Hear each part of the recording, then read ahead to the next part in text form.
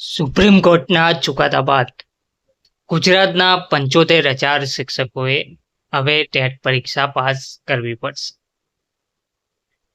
TET ફરજિયાત કરાતા સુપ્રીમના ચુકાદા બાદ શૈક્ષણિક સંગઠનો હવે મેદાનમાં આવ્યા છે. નમસ્કાર મિત્રો, સ્વાગત છે તમારું અમારી યુટ્યુબ ચેનલમાં. મિત્રો, સર્વોચ્ચ અદાલતના નિર્ણયથી પ્રભાવિત લાખો શિક્ષકોને રાહત આપવા સરકારના હસ્તક્ષેપની માંગ કરવામાં આવી રહી છે.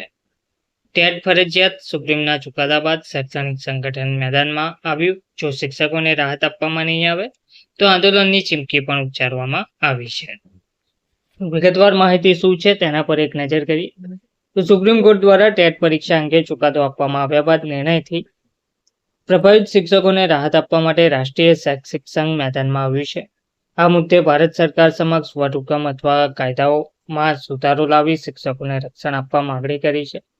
જો શિક્ષકોને રાહત આપવામાં નહીં આવે તો આંદોલનની ચીમકી ઉચ્ચારવામાં પણ આવે છે.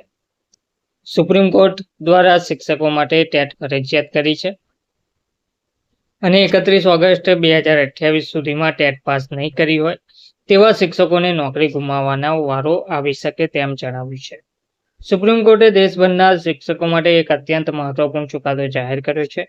કોર્ટના આદેશ અનુસાર તેમણે પણ ટેટ પરીક્ષા પાસ કરવી ફરજિયાત રહેશે. ઉપરાંત જો પ્રમોશન લેવાનું હોય તો તેવા તમામ શિક્ષકોએ પરીક્ષા ફરજિયાત પાસ કરવાની રહેશે. તેમાં બાકી વર્ષો ધ્યાને લેવાશે નહીં. શિક્ષણની ગુણવત્તા સુધારવા માટે લેવાયેલા આ નિર્ણયમાં શિક્ષકોને મોટી રાહત આપતા પરીક્ષા પાસ કરવાની મુદત લંબાવીને 31 ઓગસ્ટ 2028 કરવામાં આવી છે. જો નિયત સમયમાં લાયકાત નહીં મેળવવામાં આવે તો નોકરી ગુમાવવી પડી શકે છે. આ સાથે જ કોર્ટે રાજ્યોને શિક્ષકોની સુવિધા માટે વર્ષમાં 2 વાર ટેટ પરીક્ષા યોજવાનો કડક આદેશ આપ્યો છે. અખિલ ભારતીય રાષ્ટ્રીય શૈક્ષિક મહાસંઘ ABRSM દ્વારા શિક્ષક પાત્રતા પરીક્ષા ટેટ પ્રકરણ સંબંધિત સમીક્ષા અરજી પર સર્વોચ્ચ ન્યાયાલયના તાજેતરના નિર્ણયથી સર્જાયેલી પરિસ્થિતિ અંગે ઊંડી ચિંતા અને વ્યથા વ્યક્ત કરી છે. આ નિર્ણયના પરિણામે દેશભરના લાખો શિક્ષકોમાં વ્યાપક અસંતોષ અને ગંભીર માનસિક તણાવની સ્થિતિ સર્જાઈ છે. પ્રભાવિત શિક્ષકોની નિમણૂક તે સમયે અમલમાં રહેલા સરકારી નિયમો અને જાહેરનામાઓ અનુસાર સક્ષમ સત્તાધિકારીઓ દ્વારા યોગ્ય પ્રક્રિયા અનુસરીને કરવામાં આવી હતી. આ શિક્ષકોમાંથી ઘણાએ પોતાના જીવનમાં મહત્વપૂર્ણ વર્ષો શિક્ષણ વ્યવસ્થાને મજબૂત બનાવવા માટે સમર્પિત કર્યા છે અને ગ્રામ્ય, શહેરી તેમજ વંચિત વિસ્તારોના વિદ્યાર્થીઓને શિક્ષિત કરવાનું મહત્વપૂર્ણ કાર્ય કર્યું છે. ABRSM એ સરકાર સમક્ષ રજૂઆત કરી છે, જેમાં જણાવાયું છે કે વર્તમાન કાનૂની પરિસ્થિતિને કારણે લાખો શિક્ષકોને નુકસાન સહન કરવું પડી શકે છે.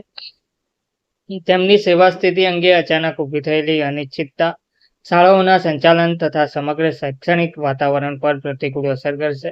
આ મુદ્દો માનવીય તેમજ વહીવટી બંને દ્રષ્ટિએ અત્યંત મહત્વનો છે, તેથી તેમાં સરકારના તાત્કાલિક હસ્તક્ષેપની આવશ્યકતા છે. અગાઉ પણ આવી પરિસ્થિતિઓમાં વ્યાપક જનહિત અને સંસ્થાકીય સ્થિરતા જાળવવા માટે વૈધાનિક પગલાં દ્વારા કર્મચારીઓને રક્ષણ આપવામાં આવ્યું છે.